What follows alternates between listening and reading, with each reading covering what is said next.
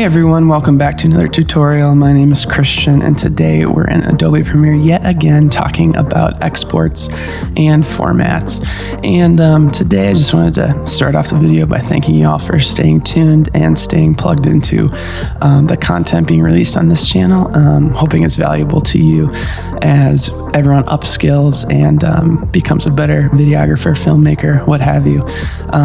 My whole goal behind these videos is to empower you guys to improve in your skills and teach you the basics and hopefully maybe some advanced tools to really be a better filmmaker, videographer, and editor. So thanks again for staying tuned and staying plugged in with these videos. Today we're talking about exports and formats and just exporting files out of Premiere.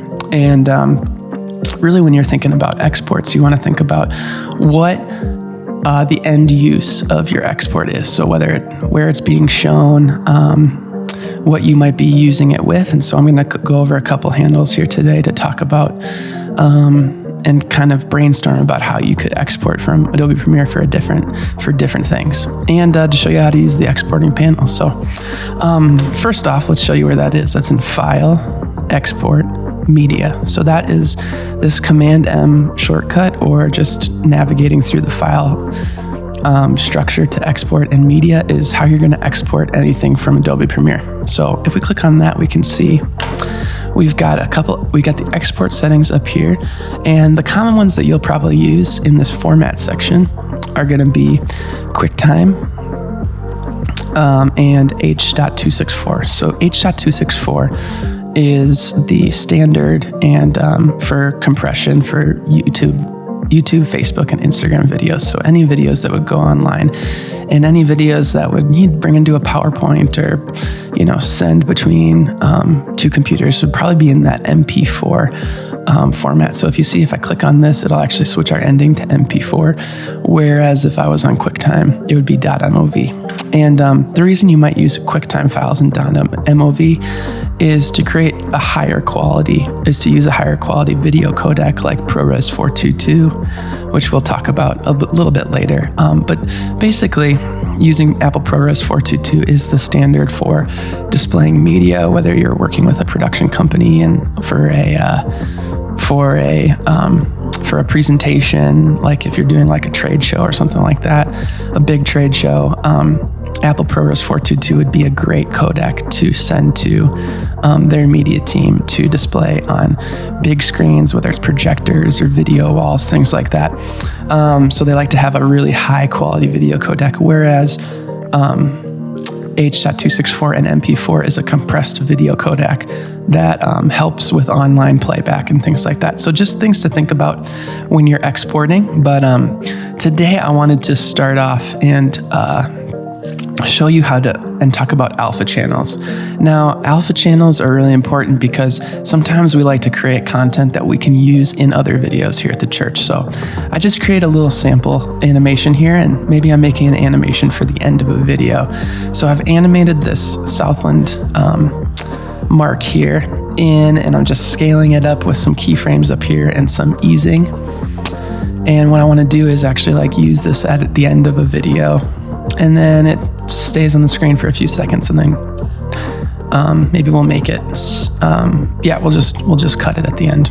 So maybe I want to put this on another video, but I don't want to have the sequence and drag the sequence into every single video I do. But maybe I'm going to use this on the end of 5 or 6 videos at a time.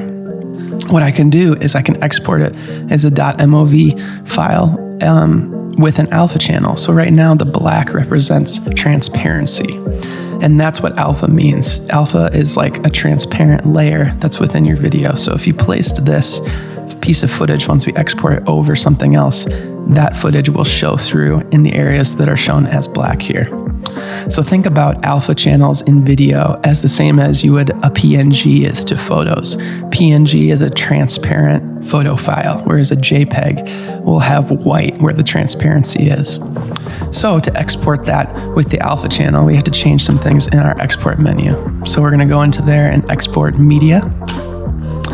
And this is all good up here. QuickTime, custom's fine. What we're going to do is go down to the video codec and select animation.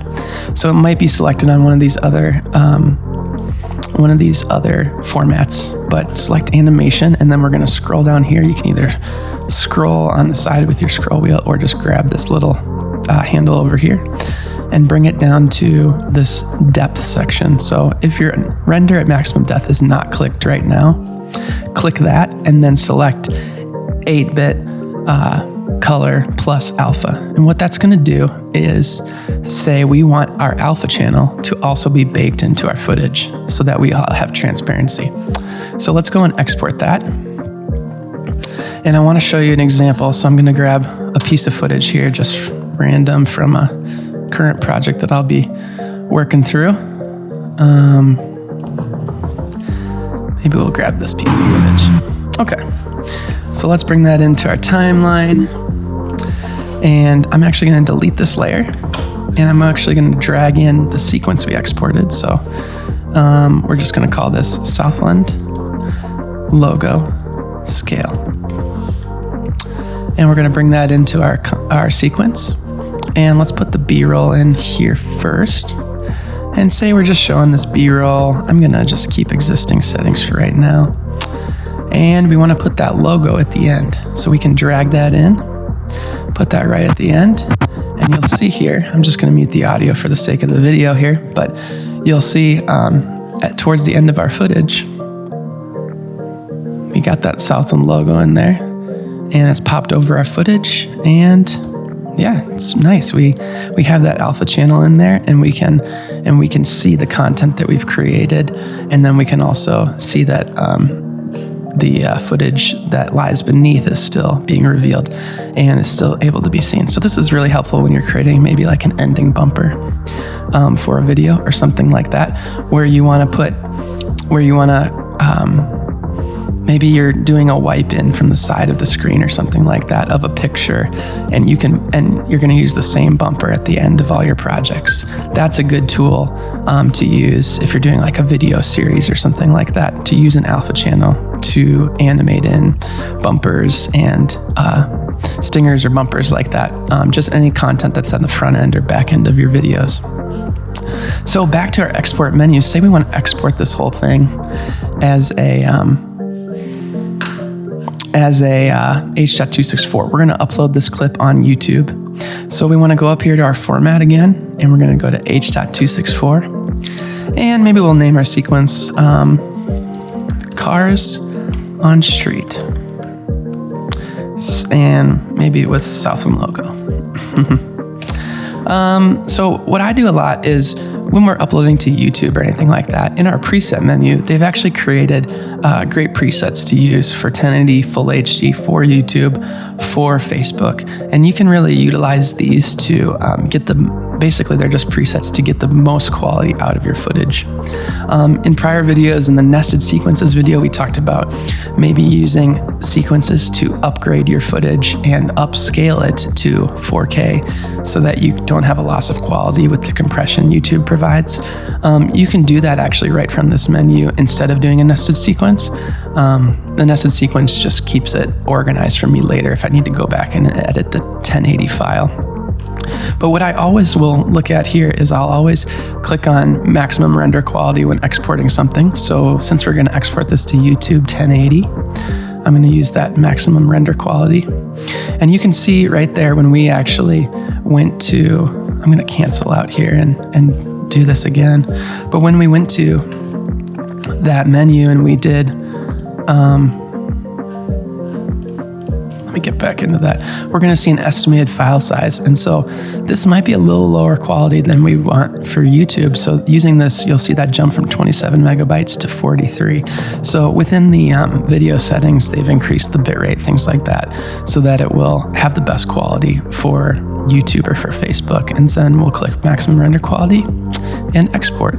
Now the Q button is important to remember because queuing this video or this render into our Adobe Media Encoder will actually help us continue to work in Premiere without bogging down Premiere with the export. We're going to use the Media Encoder to export our footage.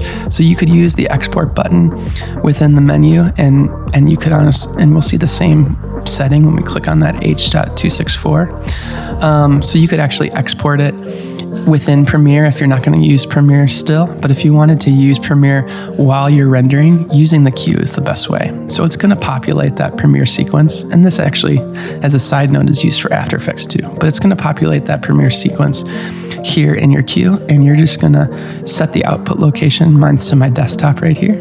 And we're going to press Start Queue.